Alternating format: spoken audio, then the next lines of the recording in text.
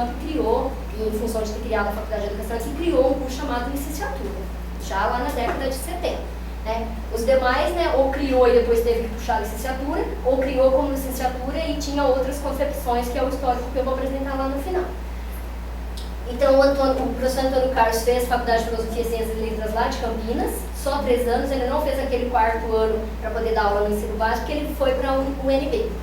E daí, quando a Unicamp abre, ele, por telegrama, ele consegue um emprego na Unicamp e ele volta para lá. O de César, de Curitiba, faz PUC, faz federal, aí ele começa a frequentar os seminários da USP, e nessas relações ele vai trabalhar no ITA, fazer mestrado em São José dos Campos, mas ele não se adapta lá. E aí, nesses mesmos contatos que ele faz, tanto nos colóquios quanto nos seminários da USP, ele vem para a Unicamp a convite também.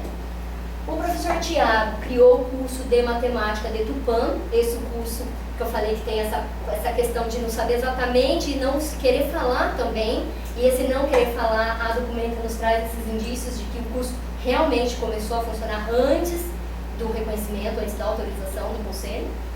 O Tiago, ele começa a fazer engenharia em Curitiba, na PUC, vai para matemática na mesma PUC, vai para Campinas, transferido para a PUC, não gosta, assume um cargo na educação básica, quer trabalhar no ensino secundário e vai para Tupã, porque lá tinha uma vaga. Quando ele vai para Tupã, ele vê que a cidade tinha potencial para criar uma outra faculdade, ele vai terminar o curso de matemática lá em Guaxupé, que é um curso, já que aparece em outras narrativas, um curso vago, que é o curso que possibilita, não é que ele é só de fim de semana, ele possibilita, ele tem a estrutura para ser semana toda, mas no acordo ali é possível frequentar só sextas e sábados. Então eu até dou uma reformulada no que é o conceito de curso vago lá da professora Ivete Baraldi, de que não era só no fim de semana, podia frequentar, porque você não podia criar formalmente, legalmente, um curso de fim de semana. Então ele se aproveitava dessa estrutura de um curso regular para ter um funcionamento de curso vago. Então ele copia, ele e o professor Manuel, vou falar do Manuel e depois já vou para o curso. O Manuel, ele é professor primário, ele conhece o Tiago. O curso do Guaxupé é fechado. Depois, né? Por exemplo, eu tenho intenção agora, né, como pesquisadora, de fazer uma pesquisa sobre... Só um parênteses, eu tive um professor de Guaxupé, que aliás é um dos melhores professores. Hoje está lá na USP. Como ele chama? É porque eles me falavam sempre de um professor de lá. Professor Acho que não era. Tinha um que eles falavam também bastante. Mas esse professor, no caso, eu estudei em Araraquara, né? É toda essa época. Bem depois. Não. Década de 60? Em 70, não, 73, vai. Então já estava a encerrar o curso, né? Mas então, por exemplo, o Gasparzinho e a Cidinha, que são aqueles dois que foram para a USP depois, foram meus professores. Certo. Aliás, eu adorava os cursos deles, a antropologia, né? E o Rui, por exemplo, o Marques também. É interessante esse processo, o Rui visitava as matérias com ele, a gente fica contato. Ele partiu da educação matemática, ele também. Por causa do GEM, né, que ele fez umas relações do GEM, que é o de matemática moderna, né? Isso, exatamente. Então é interessante isso. Então, o de Guaxupé não é a primeira vez que a gente pensa, mas no dia da minha defesa, por exemplo, alguém falou, e agora? O que é que você vai fazer? Uma primeira coisa que eu respondi é isso: tem que estudar o curso de Guaxupé. Porque nós vamos ver que uma das maiores influências dos cursos de matemática, pelo menos em 2 cursos que formou muito professor de matemática, são os cursos de Tupã e Dracena, que é cópia do modelo de Guaxupé e não da USP e não de qualquer outro. E a gente sabe muito pouco sobre esse curso. Não tem nenhum estudo, pessoal. O Marx, que é da história, ele estava lá, não tem curso sobre ele, não tem estudo sobre esse curso. Então precisava dar uma olhada, porque não é no sentido de desmerecer o curso. Eu não vi o nome completo, mas posso ter depois. Depois a gente vê, né? Mas ele está lá em São Carlos ainda. Em São Carlos. E ele é formado em Guaxupé. Formado, não foi professor, você não lembra? Não, professor ele não foi. Ele foi formado e depois lá foi trabalhar na Clara. Ele fazia mestrado na USP em São Carlos. Certo. Terminou até, e depois fez doutorado lá e ficou por lá mesmo. Mas ele era um exímio professor, sabe? Um cara que, nossa, muito organizado, muito. Então, eu acho isso muito interessante, porque não é no sentido de desmerecer o curso vago, ou porque ele tinha uma possibilidade de curso vago, né? Porque às vezes as pessoas, e isso eu já tive por experiência na hora de fazer entrevista, que as pessoas não querem muito falar, porque parece que não é muito saudável falar que você estudou no curso vago. E pelo contrário, esse curso ele foi tão importante quanto o curso da USP, no sentido de influenciar a formação de pessoas de matemática no estado. Então, merece um estudo, né? Nós até falamos, nosso melhor professor não é formado nas escolas, sabe assim, nos institutos isolados e vinculados ao Estado, né? Mas todo mundo falava mal do curso que eu acho que é assim, que era um curso pago, não sei o quê. Tá vendo? Mas a gente ouve falar, a gente precisava sistematizar isso, precisa pesquisar historicamente, né, esse curso. Eu pretendo fazer isso, já divulguei que eu quero fazer isso. E de repente fica a indicação, né? Depois de pegar o nome dele, quando a gente for fazer isso, saber um contato, né? Sim, ele estudou lá. Bom, então aí o Manuel vai para lá também, eles criam o curso em Tupã e o professor Manuel e o Thiago depois vão trabalhar em Dracena, e Dracena copia o modelo de Tupã. Copia todo o modelo, eles falam isso, copia a estrutura da Faculdade de Filosofia e copia o modelo do curso de Matemática. Ou seja, esses dois cursos, eles não têm. E Presidente Prudente está muito próximo, tanto de Tupã quanto de Dracena. Tinha o Assis, que é, não sei se você fala, professor Assis. O Assis, o ele é pai do Zé Roberto, ele trabalhava com a gente no departamento. Aliás, ele doou toda a biblioteca dele para um colega nosso, o Luiz Carlos, que é de matemática. Ele é o que do Luiz Carlos? Não. É conhecido. Conhecido. Doou para a gente, na época ele mexia com isso, o Luiz pegou. Levou tudo lá para a PUC e entregou para o Valente, sabe? Porque ele é criador do curso de Presidente Prudente junto com o Celso Volpe, o Assis, o Antônio Assis, né? É. O Antônio Assis. Bom, e por que esses professores vão fazer o curso lá em Guaxupé? Então, não fizeram o curso de Presidente Prudente? Era Assis e tinha o Guadaim também, né? O Guadaim acho que não apareceu. Tá. De Presidente Prudente. Daí o nome dele. Porque às vezes eles não falam. O Guadaim estudou lá e já não era foi mais.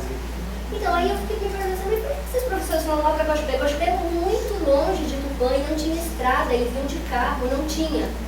Por quê? Os cursos das instituições estaduais eram todos diurnos, com um objetivo um pouco fragmentado, mas de não formar professor para a educação básica, de formar professor para o ensino superior.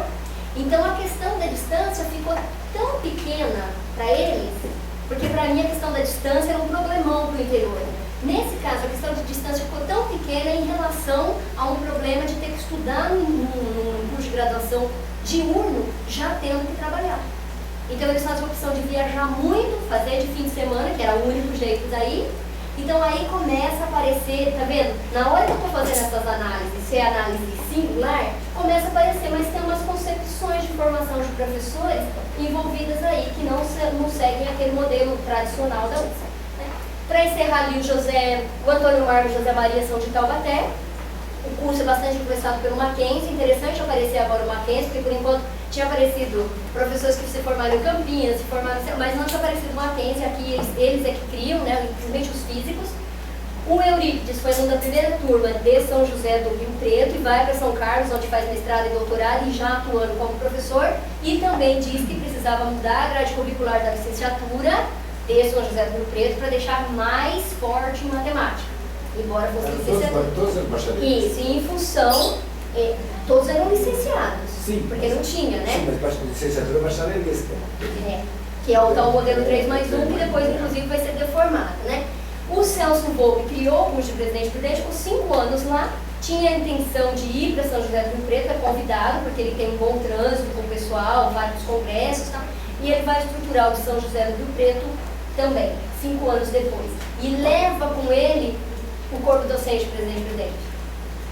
E deixa lá o Antônio Assis, que não foi, segundo a narrativa dele, do Celso, porque ele sofreu um acidente de trânsito no meio do caminho e entendeu isso como sendo um recado, né, divino de que ele não podia ir, ele volta mesmo. E segundo ele foi bom, porque daí o curso de Presidente Prudente continuou, né? Teve como continuar com alguém com experiência. Tem que olhar para a filha dele, porque foi professor nosso e ainda mora aqui. Então, pelo menos o Celso narra isso, né? E o Celso queria ele lá junto em São José do Rio Preto. Por que para São José do Rio Preto já que estava lá e o curso já existia em Presidente Prudente?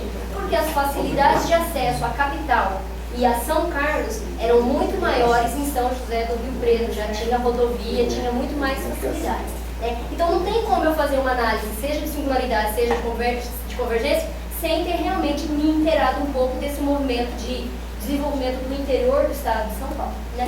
O Claudinelli e a Ivani dão mais... Não, o Claudinelli ele estudou em Tupã, é ele que é essa chave de que tem... Ele começou a estudar antes de 67, eu queria uma cópia do diploma para ver lá o carimbinho, mas o carimbinho se aparecesse, ia aparecer em 68, porque eles não iam carimbar antes de ser reconhecido. Mas em 69, ele já estava dando aula lá em Dracena. E o curso de Dracena começa no meio do ano. Né? Depois o Claudiner, e o Claudiner estava fazendo engenharia em Curitiba, ele vai embora em função do golpe militar, estava tendo muitos problemas e ele precisou ir embora. Né? Então, mais esses resquícios, esses respingos, né, do golpe. A Ivani e o Edson são alunos da primeira turma de Dracena, eles começaram o curso no começo do ano, mas quando recebem o diploma, aqui como é que está? O curso só foi reconhecido no meio do ano. Então, é como se o primeiro semestre tivesse sido estudado, né, ou frequentado conjuntamente no segundo semestre. Então, eles têm uma carga horária enorme no segundo semestre para poder justificar o primeiro lá dentro, porque o curso não era reconhecido antes, mas eles estudaram o ano inteiro de 69. Inclusive com o Tiago e o Manuel de Tupã e o Claudinei de Tupã lá também trabalhando com eles. Bom, eu estudei. Quando eu estou com essas narrativas, né, fazendo essas coisas, apareceu o documento. E quando eu vou olhar para o documento, olha o susto que eu levei. Eu estudei 155 volumes da documento, porque ela é uma publicação mensal, às vezes tem até 2 por mês. E eu olhei todas as solicitações de criação de curso e onde estava a resposta, se podia criar ou não. Então, aqui aparecem umas coisas assim. Tem um curso reconhecido de Sorocaba, na década de 60, mas esse curso não entrou em funcionamento em 60. Então, a documenta é outra coisa que eu estou estudando agora e quero colocar alguém a estudar junto comigo. A gente precisa estudar documento. Então, o outro projeto agora é fazer um mapeamento, mas esse mapeamento geográfico mesmo a partir da documenta. Tá? Bom, os anos eu fui falando, então ali, né? O Tupã apareceu na documento e apareceu por causa da entrevista. E veja que só a Unicamp, que era a universidade, os demais eram todas faculdades de filosofia e ciência, só depois vão ser universidades, e particulares, Santo André, Tupã, Taubaté e Dracena. Presidente Prudente, Araraquara e São José do Rio Preto, depois vão configurar a Unesp, e a Unicamp, que já nasceu universidade e o curso bacharelado. Bom, aqui da análise de singularidades eu já contei como é que eu fiz, né? Então eu vou para as convergências. Mas eu ainda fiquei insatisfeita. Depois que eu fiz tudo isso, que eu fiz as singularidades, dá uma vontade de fazer uma relação entre as coisas. E esse é um problema para nós que trabalhamos com a história oral. Porque você diz que você valoriza a singularidade, a subjetividade, a individualidade de cada um. E quando você faz esse diálogo, você perde isso. Mas eu senti a necessidade de falar assim, depois de tudo isso que eu olhei, que eu sistematizei singularmente, eu quero dizer alguma coisa a mais, por causa da minha pergunta. Então aí eu faço eu chamei de 2 categorias, que é o processo formador e o concepções de formação de professores de matemática. Nessa categoria, processo formador, eu retomo o quê? A expansão dos cursos de matemática junto com o sistema de ensino superior, evidenciando as estruturações e reestruturações, que eu não tinha feito lá no começo ainda, eu faço a partir das narrativas e da sistematização da documenta. A criação dos programas de pós-graduação em matemática são extremamente importantes para esse que eu chamei de o processo formador, ou dessa coisa que se movimenta pelo interior do estado de São Paulo, o contexto político do país e do estado, isso volta, o que isso tinha a ver com o que estava acontecendo nesse movimento de criação dos cursos de matemática. E no Concepções de Formação de Professores de Matemática, eu retomo o conceito do termo licenciado, que inicialmente licenciado era ser formado em qualquer seção da Faculdade de Filosofia e Ciências Letras. Quem fazia o 4º ano, ainda continuava, tudo era licenciado. Daí de pouco tempo depois, acho que 39, na USP, já apareceu licenciado com direito a lecionar no ensino secundário, né? Aí, e o outro era licenciado. Então você podia fazer 3 anos ou 4 anos de curso. Seria um bacharel, né? Esse termo vai aparecer depois na Faculdade Nacional, né? Não tinha ainda. Só vai ter uma separação mesmo de licenciatura e bacharelado com a LDB de 1961. Nessa, era para desvincular os cursos, eram 2 cursos separados. Então, antes, o modelo 3+1 era por quê? Porque era essa estrutura mesmo, via legislação. Você faz 3 anos de conteúdo específico de matemática e faz 1 ano de complementação em didática, psicologia da educação, e você pode lecionar. Então, você tem direito a lecionar. Depois da LDB, não é mais para ter esse modelo. Então, mas a gente até sabia disso, mas o que aparece também no conjunto de dados que eu tenho? Uma deformação do modelo, que continua do mesmo jeito. É um curso de licenciatura em 3 anos, mas que ainda continua no modelo 3+1. Mas não é o mesmo 3+1 que o Valnir Chagas vai chamar lá, ele é o conselheiro do Conselho Nacional. Então tem 2 3+1 jogados. Então, nas próprias narrativas eu percebo que às vezes eles estão falando do 3+1, mas eles já estão falando da década de 60, não tem mais aquele 3+1 antigo. Mas é porque ele está deformado lá dentro desse novo momento. Retoma aqui a questão dos cursos vagos, que eu já falei com vocês, o papel da USP e da CADES, que era aquela campanha de aperfeiçoamento do ensino de fusão do ensino secundário, que é que dava formação para os professores antes de ter uma faculdade de filosofia ali na região, né, antes deles terem um diploma de graduados. E a falta de professores para atuar nos próprios cursos e a ideia do prata da casa. Então, é só que eu faço isso, né, num texto analítico. Então, aqui, ó, agora para encerrar de vez, né, já estamos em cima da hora.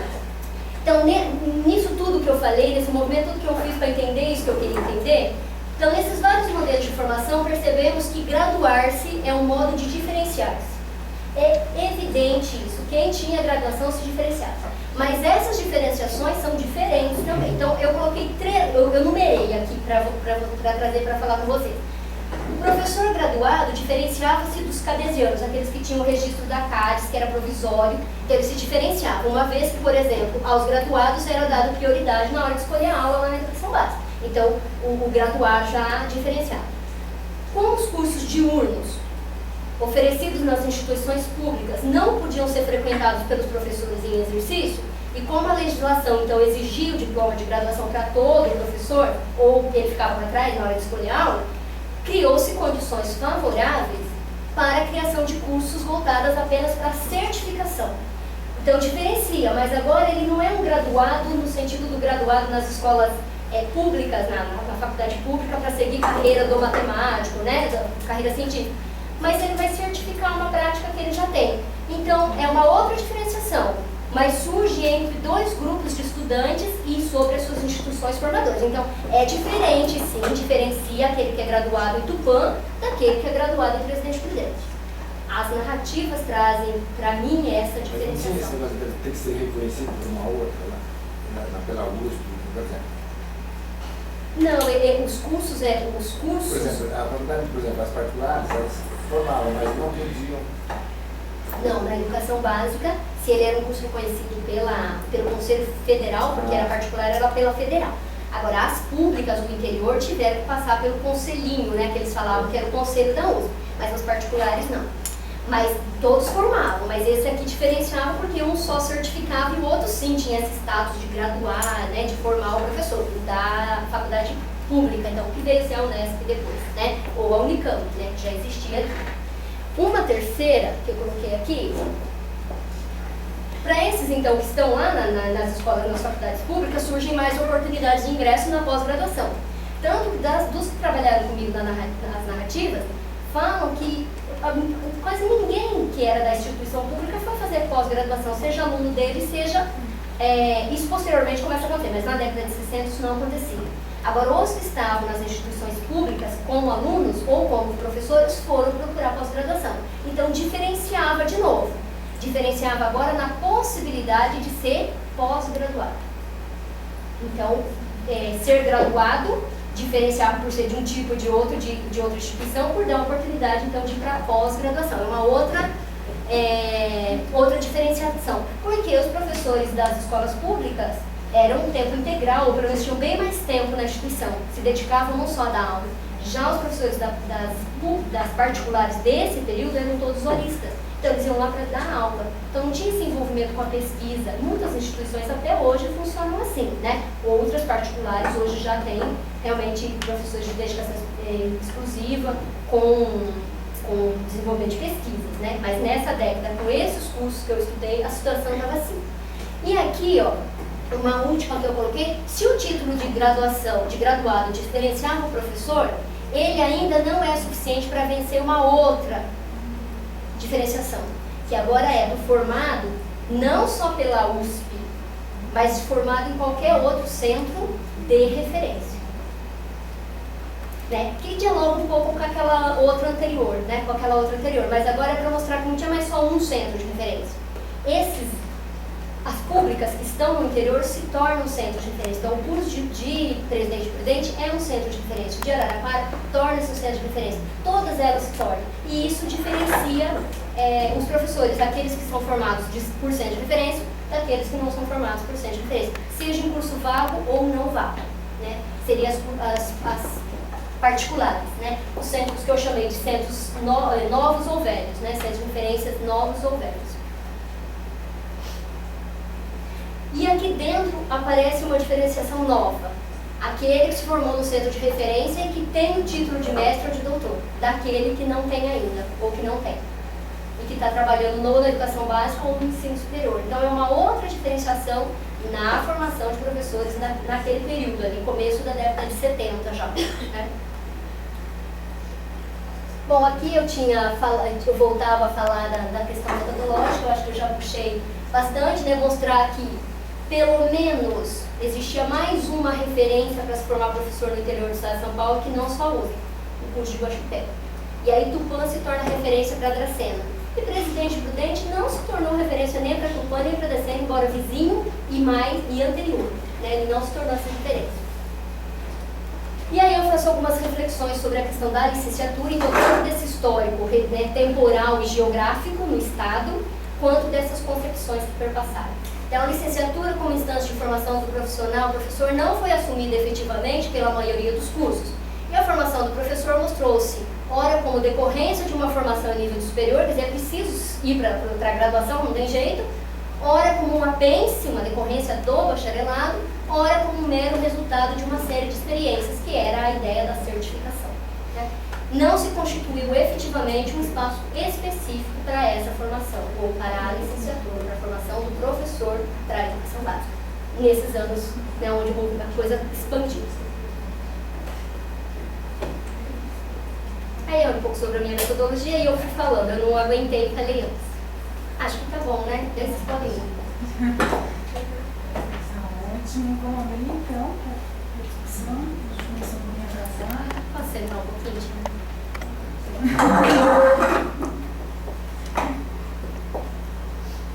Falei tanto na orelha de vocês, né?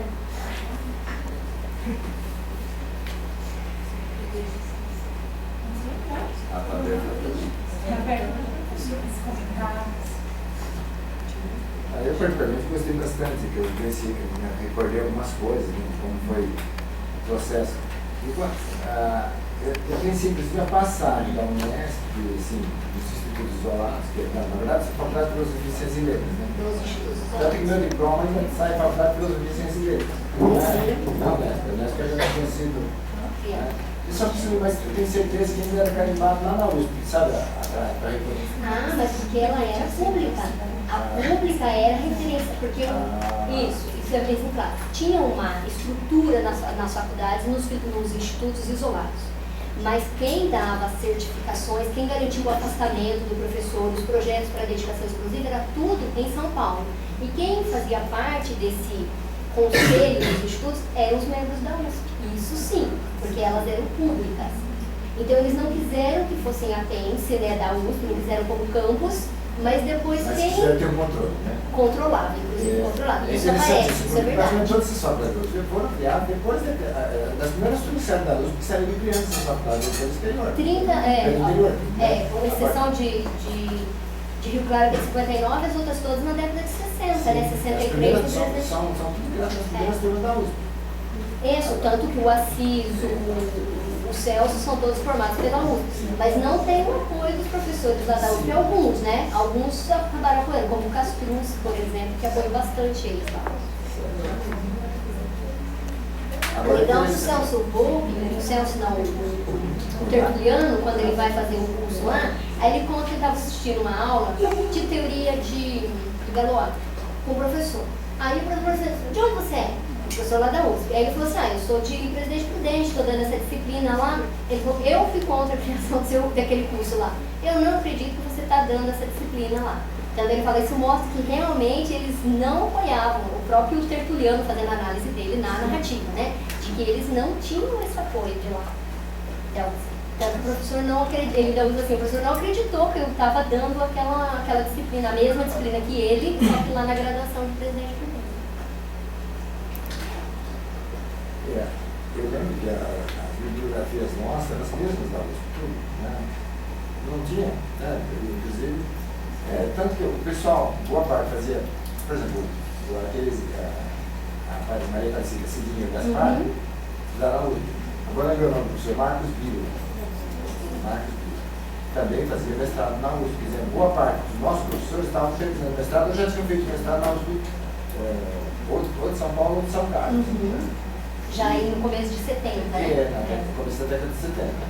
Então eram muito ligados e a matriz do nosso curso, claro, depois que, como você falou, teve aquela adaptação da EBD de 61, né? De 61 já era para ter feito essa alteração, mas aí em 68 mas tem a reforma. Isso, em 68 teve a reforma, mas ela continuou. Portanto, a diferença foi mínima, colocaram um pouco antes algumas unidades, umas coisas só para maquiar um pouco, mas você ia pegar, tanto que pegava os bacharelados que tinha, tanto que, olha, eu terminei a graduação, fui fazer mestrado na USP, era normal, não tinha diferença entre quem tinha feito bacharelado. Era a mesma coisa, você tinha feito tudo. Tanto que eu chamo até de curso de matemática, porque é muito tênue isso, né? O termo é licenciatura e bacharelado, mas na onde estava acontecendo a formação, isso não era nas públicas, né? Que tinha essa ênfase do que seria o bacharelado da época. Mas se você pega, por exemplo, as particulares que eu trouxe aqui, elas vão para um caminho totalmente diferente. Embora essa estrutura seja matérias de conteúdos, depois matérias de... Eram mais colegialescas, né? Na verdade, a ideia era só certificar mesmo, porque essas disciplinas da área de educação já se acreditava que o professor que dava exercício já tinha esse domínio. Então, tanto nessa parte quanto na parte de conteúdo matemático, a ideia era só certificar o professor. Né? Então, a ideia que eu tenho, que eu defendi, é que a licenciatura não teve seu espaço, nem em 34 com a criação lá na USP, nem na década de 60. Aí, a partir daí, a gente precisa continuar olhando que outras concepções de formação de professor de matemática vão aparecer e vão fazer parte desse histórico, né? Eu acho que esses projetos todos de mapeamento, diferentes instâncias, vão começar a trazer essas concepções. E até agora, se a gente for ver, até agora a gente ainda fica discutindo, né? Qual é a identidade? Então, eu, pelo menos, quando eu estou trabalhando no curso de licenciatura, você está dando uma disciplina, seja de conteúdo matemático, ou seja uma de disciplinas pedagógicas, né? No meu departamento, por exemplo, nós é que damos essas disciplinas. O passado ainda está muito presente. E isso, aí você não consegue dizer assim, qual é a identidade. Mas, vai falando da minha tese, né? Você vai perguntar para o matemático, ou matemático, né? O cara que faz esse matemática, né? E você pergunta para ele assim, qual seria uma formação de matemática para o professor, ele diz que não sabe nem dizer. E diz que essa que está aí não daria condição de formar matematicamente professor de matemática. E matemática? Claro que ou matemática. E o matemático, e assim, o pesquisador, né? A postura dos educadores matemáticos foi mais retrógrada no sentido de. E você não tem justificativas, né? Aí você parte para justificativas, assim, não, tem que ser porque tem que ser. Como? Tem que ser matemática, como vai ter matemática? Assim, tipo assim, sei lá, giz é giz, né? No nosso caso. Sei lá, qualquer coisa que você não consegue uma estruturação, né? E as estruturações dos matemáticos, elas são muito mais pautadas em uma formação que olhe para o desenvolvimento do professor, matematicamente, não em termos de conteúdo. Então, eu acho que ainda reforça isso, né? Que nós não temos realmente uma identidade, não sabemos direito ou com muita clareza ainda o que é isso, formar um professor de matemática. Então, nós, educadores, inclusive, precisamos pensar você sobre pensa isso. mesmo na própria UNESP, quando ela dividiu, porque até eu não entendi, eu estava no último ano quando começou a falar da divisão. Acho que a eu formei em 76. a Araraquara foi até 78 para terminar as turmas. Foi, eu dei Pois é. Ó, agora disso também.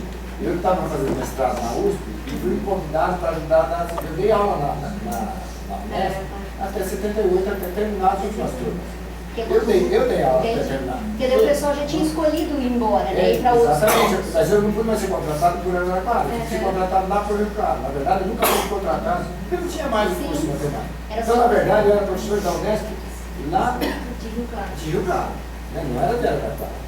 Eu ia dar aula em Araraquara. Na verdade, eu não dei nunca nenhuma aula lá em Rio Claro, né? Só dei aula em Araraquara.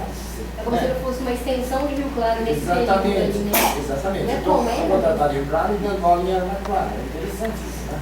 Quer dizer, mas eu falo as últimas turmas, que tinham remanescentes, os alunos não podiam ser deslocados, né? Mas o fechamento do curso de Araraquara é questão política, né? Eles não tiveram poder no curso. Tinha outros problemas lá também, né? Tinha divergência entre os grupos, né? Claro, tinha grupos que brigavam nessa briga entre eles, o Rui mesmo, o Rui brigava com todo mundo. Né? O trabalho das Lucianas da NARD só aparece com mais clareza, né? Essa fragilidade que eles estavam lá. Mas você veja que pelo depoimento do Celso, é que o Celso protegeu, o Celso Borba, ele protegeu o curso de Presidente e de Araraquara e de São José do Rio Preto, porque foram crias deles, nas palavras dele, ele que criou. Então ele estava na comissão de estruturação da Unesp e ele narra isso, né? Então tem também essas coisas acontecendo ali. Mas assim, uma coisa que eu acho interessante do trabalho... O Higino você não chegou a conversar, o Higino. Não, é porque daí me sugeriram o Higino. Mas eu já tinha, como eu fui fazer as entrevistas de São José do Rio Preto mais pro final, e eu queria entrevistar um aluno e um professor. E o Celso Wolff era um elemento interessante interessante, porque ele tinha participado dos dois. Sim, mas sim, teria muitos outros nomes e a gente poderia olhar de outros modos para essas coisas e convidar esses professores para trazer, né, essas narrativas. Mas uma coisa que a gente discutiu no dia da defesa, inclusive, é isso, né? Qual que é a importância de fazer um trabalho histórico sobre o movimento de criação de licenciatura num lugar muito em particular e numa década muito em particular? Quer dizer, essa discussão toda que levanta, e que eu acho que o seu trabalho também dialoga de modo com isso, é uma coisa atual. Né, que você pode pensar em relação às políticas públicas, assim, às vezes a gente que faz pesquisa em história recebe muita pergunta assim, tá, e daí? Qual é a aplicação disso? Primeiro que acho que a intenção realmente não é ter uma aplicação inicial, porque a gente não trabalha com as questões de sala de aula nesse momento, mas veja como que isso dá um diálogo, né? Então, quer dizer, não é uma pesquisa que você faz e ela cabe por ela mesma, né? Ela tem esse diálogo, independente dela ter sido mais local, até porque ela formou a grande parte dos professores que estão hoje no ensino brasileiro e tudo mais, o Zé mesmo estava nessa época, está dando aula. Então, assim, é uma mentalidade, de concepções que ainda perpassa as práticas, né? De ensino, de formação. E nessa década e décadas posteriores é que o Brasil todo vai começar a criar mais cursos, né? Alguns já estavam criados, mas vai também acontecer esse movimento mais quantitativo. Porque depois você criar o 2, houve aí a proliferação mais das particulares. Né? A 5692 já é de 71, né? Porque ela é a reestruturação da de 62, sim, né? Mas vai vir depois dela. Então, eu acho que olhar para a década de 70 vai ser uma outra coisa. Sim. Você veja, ainda bem que eu não quis olhar para as duas décadas, né? Porque penso eu que vão acontecer coisas, são outros movimentos que vai dialogar. Então, eu acho que assim, poderia pensar em outras décadas, inclusive. Né? E eu acho que como o pessoal que está estudando o grupo, acho que a ideia interessante de trabalhar em grupo você é faz um essa, né? mapeamento quantitativo ali, né? Até 98, quantitativo das licenciaturas, né? Ali. É 2008, né? Só que, 2008. olha, uma outra coisa, do banco de dados do INEP. Pode ser que tenha curso que está lá que nunca existiu, pode ser que tenha curso que existiu e não está lá, porque a minha pesquisa já mostrou que isso aconteceu, né? Então, pelo menos, fica mais ou menos nessa quantidade, sendo no estado de São Paulo, 180 cursos, né? Esse mapeamento, essa quantidade, a gente pode olhar para o Brasil todo. E o que eu quero olhar na documenta agora é que esse número já é grande na década de 60, mas a quantidade de solicitação para criar cursos é muito maior ainda. E as justificativas do porquê não deixar criar. Os conselheiros, quando os conselheiros dão um parecer para não reconhecer ou para não criar, os argumentos deles são muito interessantes, que estão lá na documento, que eu acho que vale a pena fazer parte desse mapeamento do grupo, né? Então, esse controle que a USP tentou controlar no início, vamos expandir assim, é aquela história, expandir sem qualidade, né? Na verdade, que não controle de qualidade, é isso que é verdade. Né? Daquela qualidade. Daquela qualidade deles. Sim, claro, é uma qualidade. Exatamente. Hoje, por exemplo, eu percebi que o INEP, por exemplo, hoje, eu sou avaliador do INEP, eu percebi que ele perdeu o controle. Então, mas isso ele já perdeu lá na década de 60, porque quem reconhecia as particulares era o Conselho Federal, né? Depois da Federação, era o Conselho Federal. Então, eram os conselheiros que não eram da USP. A USP conseguia controlar a expansão das públicas, mas não conseguia controlar a expansão dos particulares, porque estava na outra esfera, né? Então, por exemplo, agora eles não conseguem nem ter avaliadores para avaliar os que estão sendo. Eu ia controlar o produto, né? Que eu sou não. Não consegue, por quê? Houve uma proliferação de. Foi a brigadeira, de EADs, de sabe tudo, e sei lá. E assim, trocentos povos, né?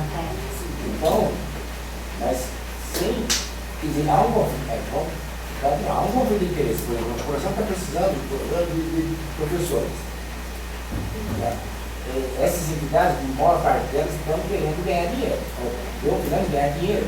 E não gasta muito, promove o polo lá. Né? Mas eu acho que talvez a necessidade não está de acordo com a demanda. Você tem uma demanda para curso de licenciatura, mas você não quer dizer que esses caras que são formados vão dar uma demanda. Você tem uma necessidade, né? Mas é uma coisa que a gente percebe assim, até um pouco assim, nem toda pessoa que faz o curso de licenciatura, ele vai passar lá da educação básica. Então você tem uma demanda para o curso porque é um curso superior, ele quer ver o diploma. Né? E ainda mais em lugares que você não tem acesso a quase nenhum tipo de formação superior, qualquer uma é formação superior. Uma coisa que eu gosto muito daquele texto do Vicente, do DIC, quando ele vai já pensar sobre esses estudos que estão prontos no grupo, porque ele vai falar isso.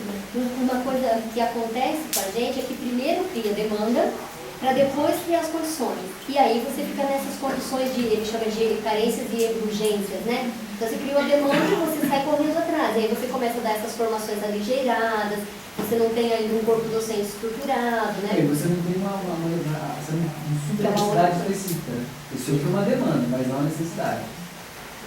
Isso é uma coisa que está acontecendo hoje. Quem vai controlar agora? Controlar sim. Tá bom, tem. Tá. Já que o MEC não está conseguindo fazer isso. Né? Vai ser o mercado, né? Talvez o Ministério do Trabalho. Vai ver que está lá no começo, já lá na origem, né? Lá na opção que o Brasil fez por criar o seu modelo de ensino superior desse modo e não a partir de universidades, né? Então, aquela opção lá já tem esses reflexos ainda. Agora, né? E agora a gente já está num outro momento, né? Esse momento mesmo da capitalização, né, do ensino, mercantilização do ensino, aí já são outras coisas que a gente poderia estudar, né? Mas vamos voltar para aquela época. O professor, vamos até a década de 60? Sim, até a década de 60. Os professores formados pelas primeiras faculdades de filosofia e letras, eles tinham status assim, eu não já conversei, status elevado. Até as condições de trabalho eram muito, assim, eles davam no máximo 20 horas aula, né? Você chegou a conversar Era sobre... uma diferenciação, né? Na pública. Né? A gente sempre tem que pensar que lá na década de 60 o movimento já envolvia as duas esferas, a pública e a particular.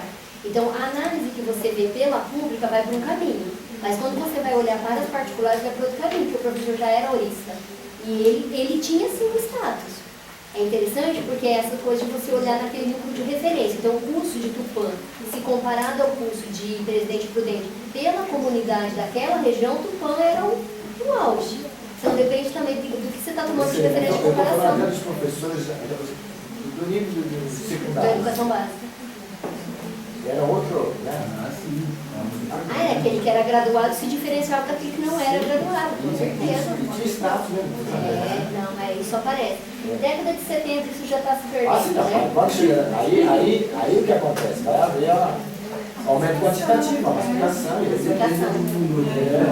Eu acho que vale a pena estudar essas coisas, que a gente fala, eu já ouvi, às vezes até não falo sobre isso, mas a gente precisa sistematizar isso nas pesquisas. Acho que o pessoal que está aí ainda, que vai continuar, pegar esses temas, né, e fazer com pesquisa mesmo, acho que vale a pena. Nesse momento da massificação, né, que você está trazendo, acho que vale a pena. Agora, desse povo aí, tem muita gente viva que você entrevistou? Qual foi o filho? Até onde eu sei, O Mato eu encontrei com ele há pouco tempo. O Rui, no dia, ele participou de uma banca de manhã, depois ele deu uma entrevista para mim, depois ele O Rui parece que colocaram ele informal. Ele achou que você ia falar assim, ele fez uma banca de manhã, deu entrevista pra mim e depois morreu. E essa questão da morte é uma questão interessante, a Luzia está pensando sobre isso, né? E daí são essas questões que a gente pensa dentro do grupo, enquanto metodologia. A Luzia está pensando sobre isso. Tá É pensando discutir.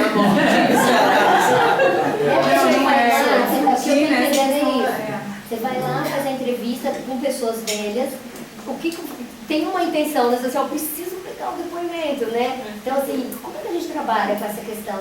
Como que a pessoa que foi convidada lida com isso? Porque a gente convida, a pessoa aceita ou recusa, mas nós não estávamos refletindo, né, sobre esse impacto. Eu acho que é o que você conversou. Entrevistado, né?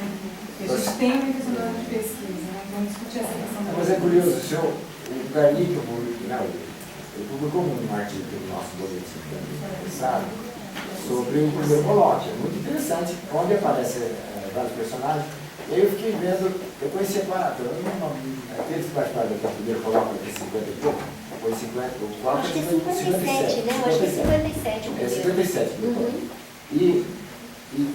E aí, por exemplo, ainda o ano passado, tinha que até fui fazer doutorado na França, porque a irmã dele, o artigo em Itália. E faleceu exatamente no dia depois do Natal do ano passado. Tá? E eu tenho um colega, o João, que trabalhava no meu departamento, trabalhava com ele, até disse, no dia de Natal, ele mandou, o Ricardo mandou um e-mail para ele, e estava publicando vários artigos com ele, né? E aí, até o Vicente falou, puxa, eu tinha me prometido todo o arquivo dele, que ele estava aposentado. Ele voltou da festa, já estava. E aí quando você vê lá entre aqueles, são 40, eu não tinha 50 pessoas lá naquele colóquio. Você vê lá as fotos, o Chaim, tá todo, né? Esses caras, eu tive alguns na USP. O que ele publicou aqui é a textualização? Deve ser, né? É uma textualização de uma mesa? Isso. Eu adoro aquela, eu acho muito bom aquele artigo. Tá no nosso boletim. É daqui? Eu não lembrava de onde era a publicação. É daqui. Eu acho muito interessante. Sim. Eu passei com a Elba, distribuí para todos. A Elba é uma colega do nosso departamento. Aliás, a Elba foi a terceira, acho, doutoranda da USP. Quando a USP foi criada, eu vi que ela era formada, o doutorado dela é de 70 a 73, quando ela terminou o doutorado. Acho que ela foi a terceira. O Clóvis faz, né? Do nosso departamento. O Clóvis Silva, lá de Curitiba, ele fez esse levantamento. Eu usei esse levantamento porque o patrocínio, acho que é o terceiro. E aí, o patrocínio não é do seu terceiro, não faz, então vamos olhar, né? E aí ele fez um levantamento por ordem, né? Dos primeiros que se doutoraram em matemática no Brasil, né? Sim. Não, mas lá na USP, que é o posterior da UNB, né? Sim. E ela, inclusive, aí quando ela pegou o artigo do Garnier, ela ficou tão entusiasmada, não vou entregar para o Chaim, pegou para todo mundo, sabe? Gostou muito do ele vai ser publicado agora para divulgar mesmo mais. É um artigo muito gostoso dele. 57 mesmo, né? No caso Você dele na tese, porque às vezes a gente fala uma data. Não, que você tinha falado talvez 47 no 9. Não, é 57. Porque logo depois vai criar. Ele vai ser o germe todo da algoritmo, né? Na verdade, a SPM, tudo vai vir depois. Daí ali a coisa, né, porque a área vai se construindo, a importância e ela vai desse crescendo. colóquio para a matemática do Brasil né? E é interessante que depois disso também que vai começar a aparecer preocupações com o ensino, outras preocupações, e vai depois criar uma nova área, né? E aí surge a área da educação matemática um pouco posterior, né? Década de 80, que as coisas, os programas começam a se criar. O primeiro Enem foi eu lá na PUC, São Paulo, que é a Tânia, né? Da Tânia. Campos, né? Mas interessante. Não, mas eu fiquei pensando nessas formações dessa década e as outras licenciaturas, né? E aí é o modelo europeu, que era um cópia da USP, de certa forma, né? Então, o que eu defendo é que a grade curricular podia até ser cópia, Sim. mas o modelo de formação não era o mesmo. Nas públicas podia até conseguir, mas nas particulares, das públicas. Isso mesmo. Mas eu achei interessante que no movimento aparecem os particulares, né? E você vê que o movimento vai para um caminho só, você vai para outros caminhos, né? E aí busca Guaxupé como referência, né? Sim. Pessoal, só gostaria de saber assim, por que a USP, ou os professores da USP lá, eles rejeitavam tanto essa ideia de expandir a formação, né? Eu fiquei imaginando assim, não sei se foi falado, mas... Eu acho que o trabalho da Maristela Bernardo, que é o doutorado dela, e depois tem uns outros artigos, um que chama Formação de Professores de Matemática Atualizando o Debate, que é um artigo bem interessante, e o livrinho do Weiderborn, que é As Seis Irmãs, eles fazem um apanhado disso. Era isso, quer dizer, continuar centralizado ali, né, e continuar sendo responsável, né, para não deixar perder qualidade, né? Eles tinham muito essa preocupação, né, de não ter pessoal capacitado para poder fazer essa formação longe lá ali daquele centro de referência. Acho que quem fala mais sobre isso mesmo é a Maristela Bernardo, na introdução dela, né?